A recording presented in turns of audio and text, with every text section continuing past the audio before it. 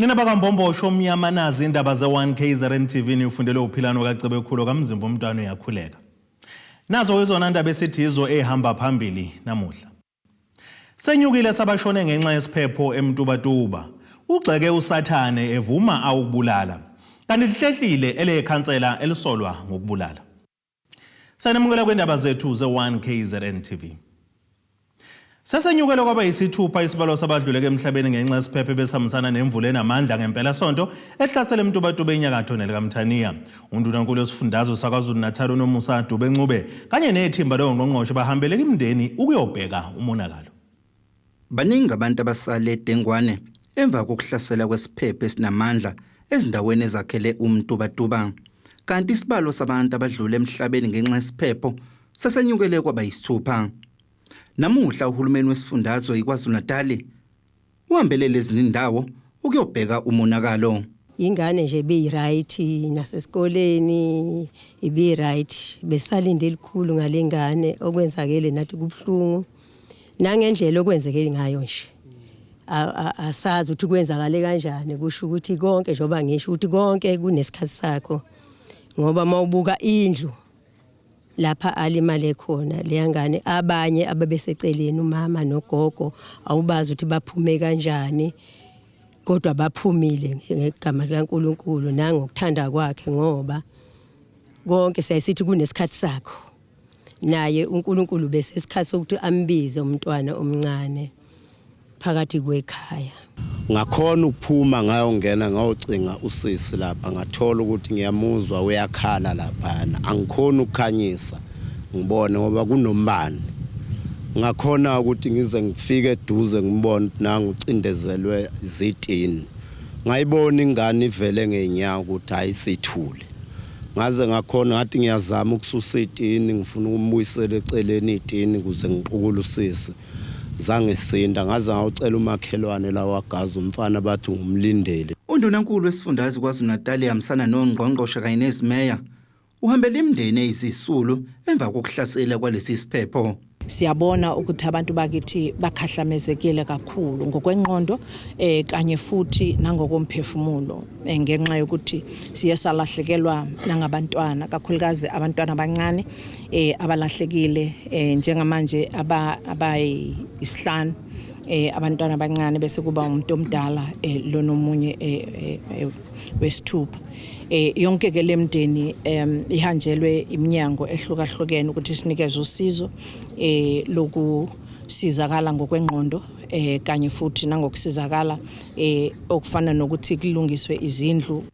Kanti lesi siphepho sishiye nezikole sicekeleke phansi nokushiya uvalo njengoba sekusemume ukubhala kwezivivinyo zokuphela konyaka. Umsebenzi wethu ke ophuthumayo ukuthi silungise izikole ngoba abantwana njengoba bezoqala ukubhala nje izivivinyo zabo ngesonto elizayo kakhulukazi laba bamatekulotsheni kufanele izikole zibe ilungile kodwa nalaba bamabanga aphansi nabo bese beqalele ukubhala benzele ukuthi mase kufika laba bamatekulotsheni bakwazi ukuthi banikezele isikhala.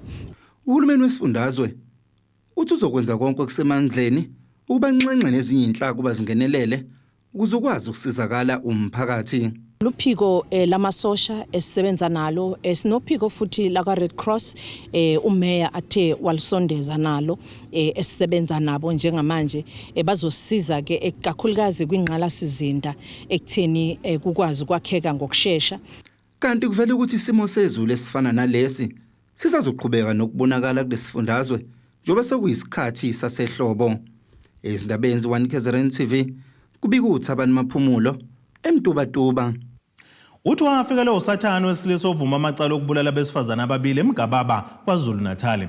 Thokozani Mhlongo neminyaka ngamashumi ayisithupha yobudala ubevele ke enkantolo ephakeme eMgungundlovu lapho ethule khona ubufakazi landisa inkantolo ngokwenzeka ebulala labesifazane bobabili. Uthi wayeqashiwe umufu Monica Xulu ukuthi abe nginogade enkulisa yakhe. Uthi wezwa amahemhemu ukuthi yamhlebe emphakathini wangakuthanda lokho wabese yamhlasela wambulala kanye nomunye kuzakwabo unguzanele embuso ngoba nakhe embonile enza lesigameko. Ugwetshwe.Odilikajele ababili ngamacala okubulala kanye neminyaka emithathu ngecala lokuntshontsha.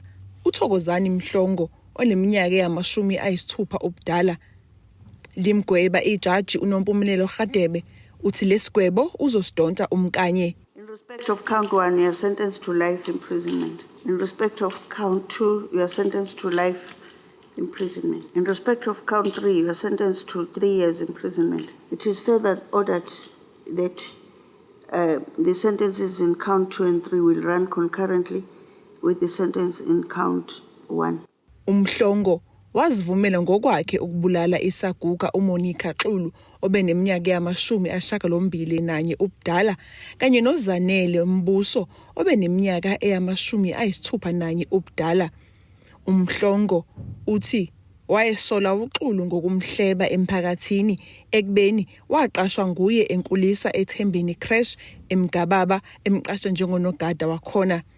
Waphinda wamhlalisa emzini wakhe kusuka ngo-2014. Ijaji uGadebe uthi umhlongo akatshengisanga uzwelo nokuzisola ngalesi sigameko asenza ngosuku lwabesimame.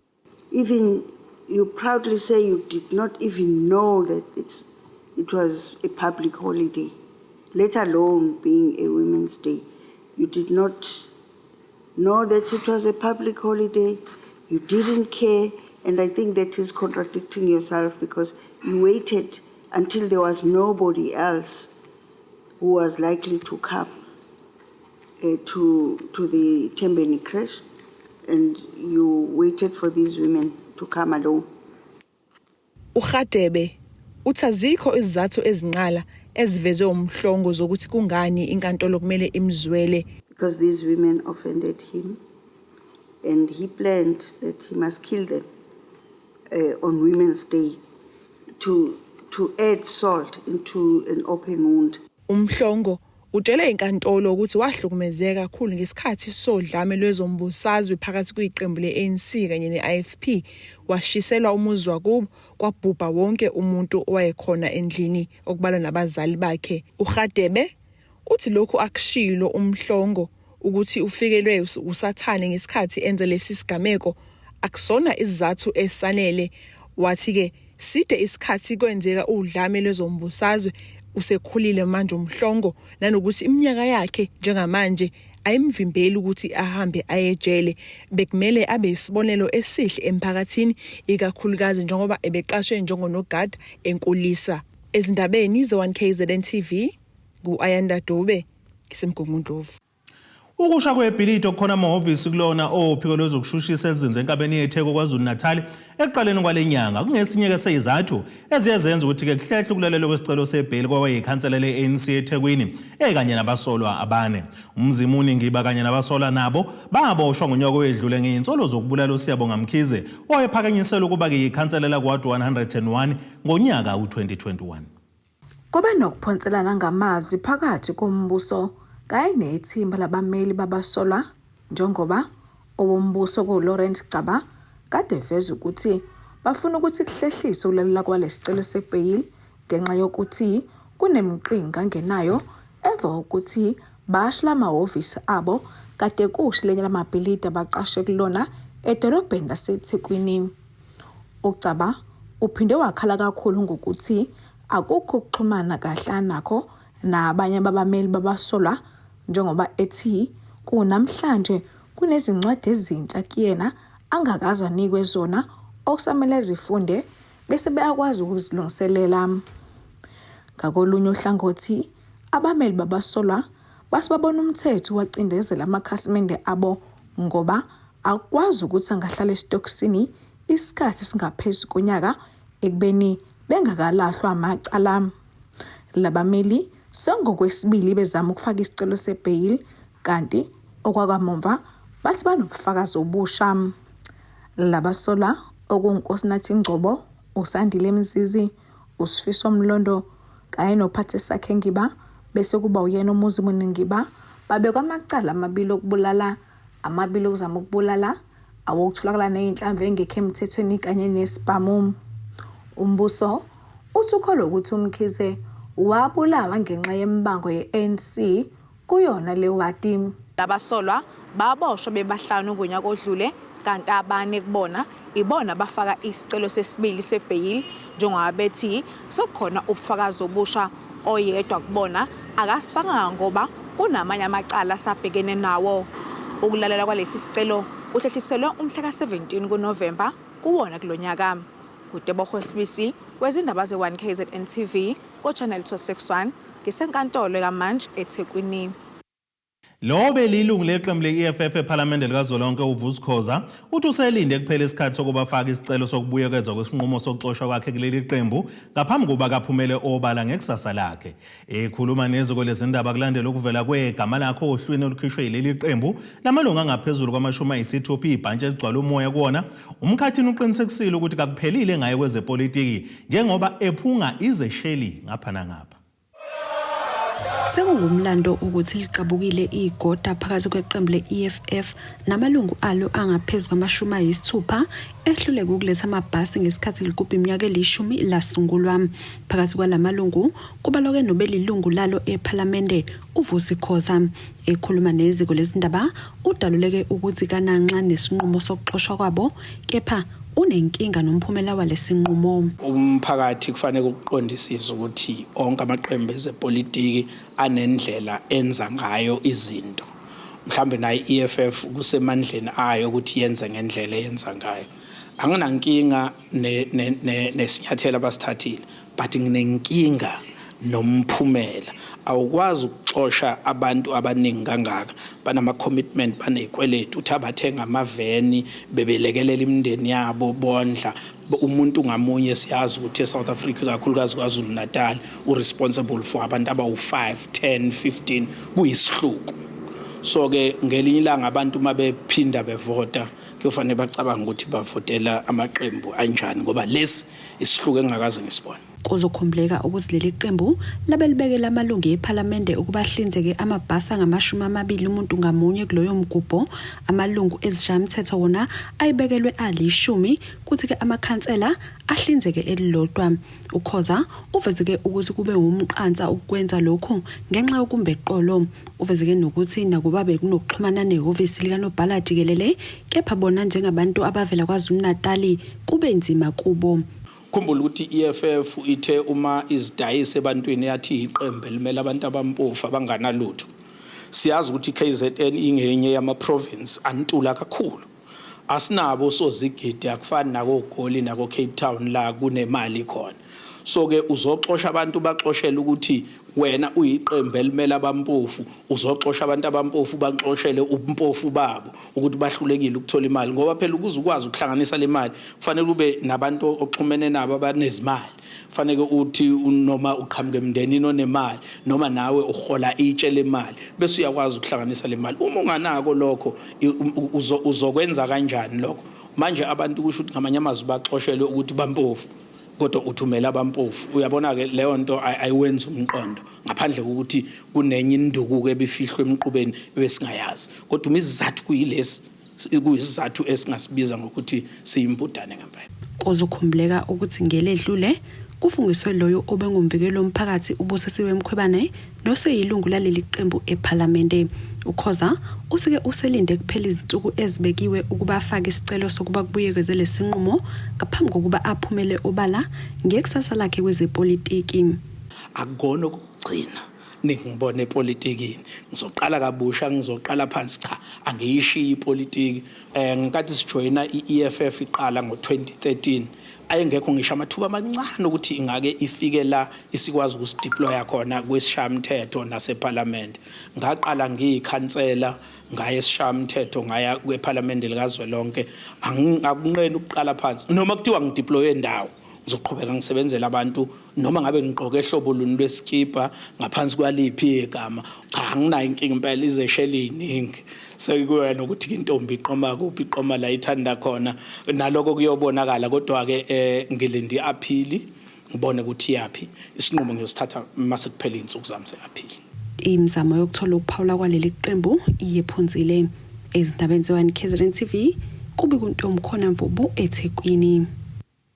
Ake sithi shelele itorweni nebesilo sokubuye sibuye nezinye izindaba.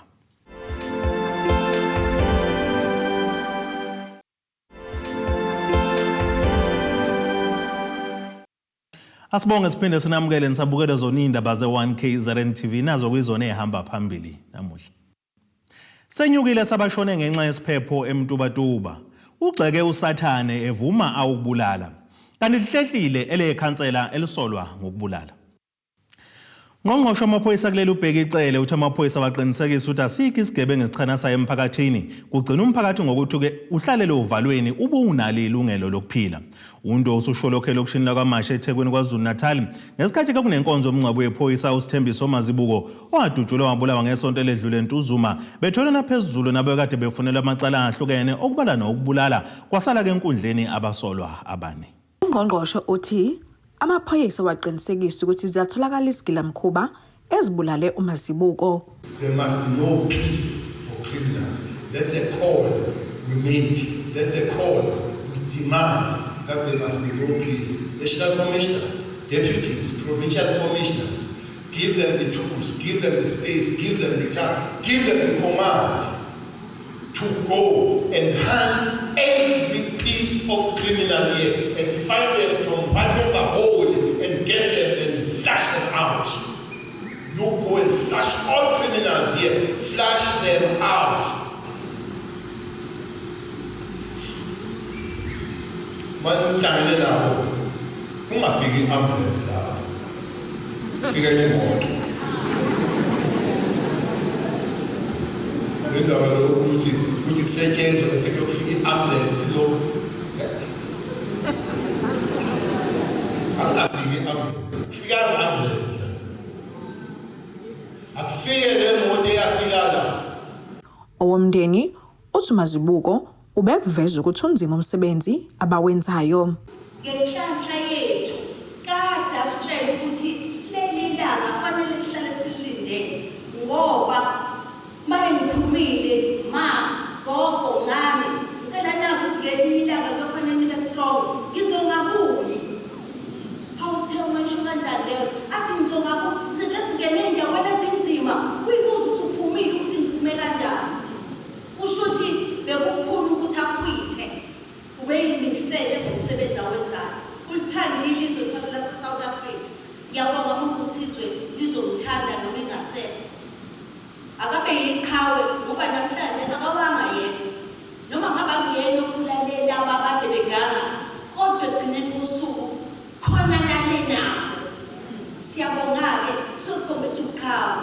Owenyonyana yamaphoyisa uthi asingadedelwa ejele isigebengu ezibulala amaphoyisa.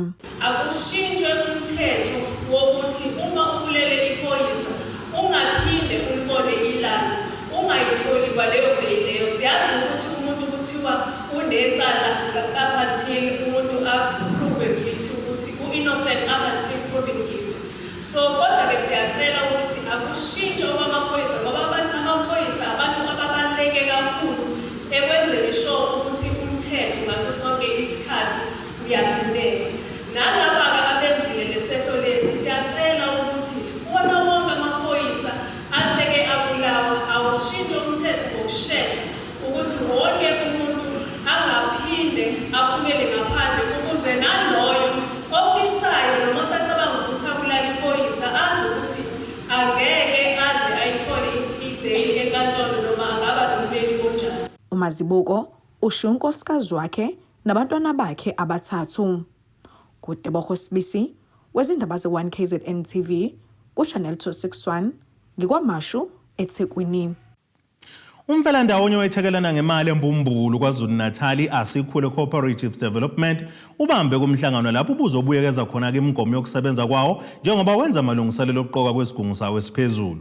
Lo mfelandawonye usemzameni okuhamba uzofinyelela esigabeni lapho uzoba khona nebhange elithi wona elizimele nokuyilapho usiyokwazi khona ukufeza isifiso sawo sokwelekelela osomabhizinisi abasakhulayo ukuze bekwazi ukonga imali baphinde futhi bayithuthukise.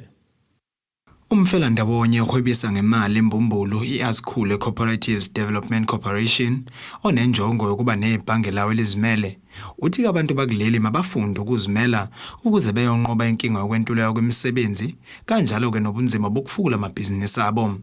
UBongumusa Ntuli omele iDJRV okuyinhlangano yengamele imfelandawonye uthi ke nosopolitiki mabashumayela ivangeli lokuzimela kwezakhamuzi zakuleli. Inhlangano enjengalezi zama-cooperative bank in the main zisiza umphakathi ngokuthi ukwazi ukuthi uzongele ndawonye imali yazo uphinde ubolekane kuzo. Ayikho enye indlela iSouth Africa engaphuma ngayo manje ezinseleleni ezikhona zenswela ngqesho, einhlelweni zepoverty, einhlelweni zokungalingani ezeze ziphinde zikhaphakela ekutheni kube ne-gender based violence, kube nobugebengu, ukuthi ngisho ama-politician awaqhuquzele imiphakathi ukuthi ake isukume izenzele ngokubambisana ukuze ngisho isinkwa esidliwa ngisho ngakuthiwa isiphi isigodi sakhiwa abantu abakhona, ngoba uma sakhiwa abantu abasidlayo isinkwa naleyo cooperative yabo noma lelo business labo lokwenza izinkwa liphephile, ngoba ngeke bakwazi ukuthi bashise ibhizinisi labo ngoba bonke balibambisene kulona. Omunye wamalungu eASKHULE uthi ke lo mfelandawonye uzoba ngolukhulu usizo kwezezimali kubona bengosomabhizinisi. The organization is a financial assistance. It's a way of saving as a cooperative member as well as a business owner. Iyakwazi ukukusiza uthola bridging finance in terms of business growth and business assistance. Kanti ke uThemba Mgwaba naye ke ungelinye lamalunga lomfelandawonye iASKHULE uthi ke kungcono ukuzongela imali, uthi ke noma wetsheleka uthathe isikhwameni osuke uzigcinele kuso kunokuba uyocwila ikweletini. Kukhona ukukhula ezabantu beyiqonda ukubaleka kololu hlobo lwebusiness lokungena kwibanking, iyona ndlela esizokhula ngayo. Ukuthi nje kungeshwa la eSouth Africa into ethe ukuba semuva kakhulu, but ezwe nje liseduze iSwaziland basurvive i-cooperative banking eSwaziland number 1 in a small country that is closer to us. Kungakho nje bakukhona isystem esoyisebenzisa ibanking ebizwa ngeMambu, sisupportwa iSwaziland. So ithuba lokukhula likhulu kakhulu ngoba into ezosifundisa kakhulu kulolu hlobo lwe-institution, kuzosifundisa ukonga, sikwazi ukutsheleka kwesikongile kunokuthi siphile ikweletini nje sambe sitsheleka. Ngcono ukutsheleka responsible from what we have saved. Ezindabeni za1KZN-TV, udaba lihlanganiswe uNkosikhona Shezi lwabikwa umqondisi Myeni. Iqembu leNkatha Freedom Party AFP lithi kalingabanzi ukuthi nakanjani lizokwenza kahle ukhethweni lukazolonke langonyaka ozayo njengoba abantu sebekukhombisele lokho lidla kumhlanganiso ukhetho lokuchibiyela esifundazweni. Ngempela sonto izimeyaka ezahlukene ehola kwemkhandla yahlukene ephethwe leli qembu kulesifundazwe zihola kumkhankaso oncanca amavoti eMzumbe ogwina oseningizimu nelikaMthaniya. Iyaqhubeka imikhankaso yamaqembu ezepolitiki yokuqhuquzela abantu ukuthi babhalisele ukuvota ukuze bezokwazi ukuvotela amaqembu abawafunayo okhethweni likazwelonke longonyaka ozayo. Ubuholi beAFP buhambile ke eMzumbe ukuyolalela izikhalo zabantu kanjalo noxoxisana phinda avuselela abangamalunga abo ukuthi ke bakhulise iqembu. Silapha ke njengabaholi benkatha ukuzogqugquzela ikakhulukazi abantu abasha ukuthi 18 and 19 November abaphume beyobhalisa babhalisela ukuvota, ngoba noma bangaba nesifiso sokuvotela inkatha, uma bengabhalisile ngeke bakwazi ukuvota. Usuku lonke ke silapha eMzumbe sihamba singena imphakathi siyasibonela nathi usizi, kodwa ngenxa yokuthi inkathi sifikile isixazululo sesifikile kubantu. Omunye wabaholi beAFP uthi ke bakhathazeke kakhulu ngokungathuthukiswa kwemigwaqo kule ndawo abakubone ngesikhathi ke bengena umuzi nomuzi. Into esiyibona la eMzumbe uyabona ukuthi lena indawo ungafunga ukuthi akuyona indawo mhlawumbe ingcenye yeKwaZulu Natal noma yase South Africa. Ngendlela abantu bakhona abeswela izinto ofuna ngabe ilocal yazenza. One into esiyithola lapha umsebenzi welocal oqala nje ukwenza ama-access road. Ayikho imigwaqo engena emakhaya efanele nehloniphekile engena emsini yabantu la. Uyabona ukuthi shuthi mabebuya emadolobheni abantu behla nemithwalo endaweni ezikude benyuke bephethe imithwalo besemakhaya okungasafanele kwenzeke lokho. Shuthi local yalapha eMzumbe ayikaqondi ukuthi abantu ikuphi kumele basiza khona. Into encane lezinkulumo ngazo.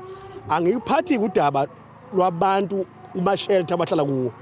Umasipala fanele kube neso lokubuka abantu abahlala endlini ezingahloniphekile ubakhe useshilo kumewe weseZululand udaba lwengane kwaDlamini usizi ingane entombazane ihlala endlini njengaleya kahle kahle iphila ngenkosi leyangane njoba sesikhona ke sesithi nje ke umzumbe ngekusafana nayizolo ezindabeni ze1KZN-TV kube komqondisi Myeni eMzumbe.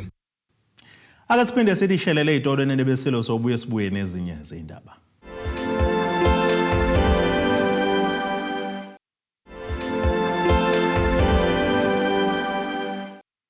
Asibonge siphinde sinamukele nina bendloveni amandla nisabukele zona izindaba ze1KZN-TV nazo kwizona ehamba phambili namuhla. Senyukele sabashone ngenxa yesiphepho Emtuba. Ugxeke usathane evuma awukubulala. Kanti lihlehlile elekhansela elisolwa ngokubulala. Ake sibheke engosini yezomnotho.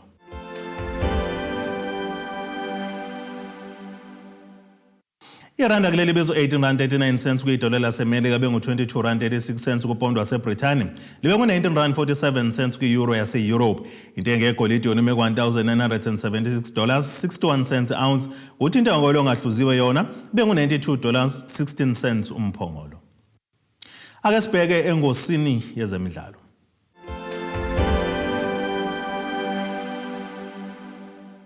Utuswa amandla kaRicheho Faditswe Oxinche othwala amabhokobhoko kunzima ebhekene neNgilandi kwandolelo amanqama endebeni yomhlaba eqhubekayo eFrance njengoba egcina enqobe ngo-16-15 sekuvalwe kamehla amabhokobhoko sazotholana phezulu eNew Zealand kwamanqama eStade de France ngomgqibelo ngehora lesishagalolunye ebusuku. iNgilandi yona sizobanga ke indawo yesithathu neArgentina ngolwesihlanu ngehora lesishagalolunye ebusuku. U-Ox ungomunye abadlali abangene besuka ke ebhentshini emidlalweni obuseStade de France eParis ngesonto ebusuku sekubonakala sengathi iNgilandi iyayiminya iNingizimu Afrika. Ake sibheke naso isimo sezulu esingalindeleka.